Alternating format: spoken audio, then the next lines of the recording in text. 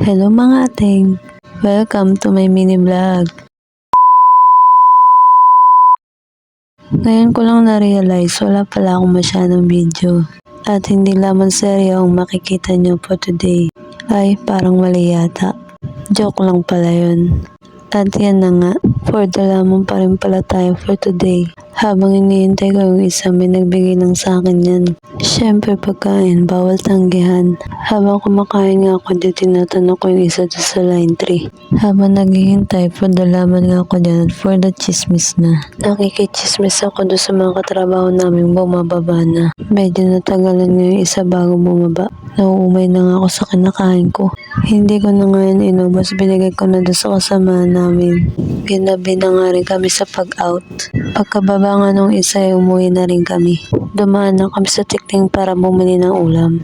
Pagkadatingan namin sa compound ay minabutan pa kaming pang merienda. May dumating na din pala akong parcel. Hindi ko pa nga malaman kung paano ko yan bubuksan. Pero tsaka ko na sa inyo chichika kung ano naman yan. O siya, hanggang dito na lang.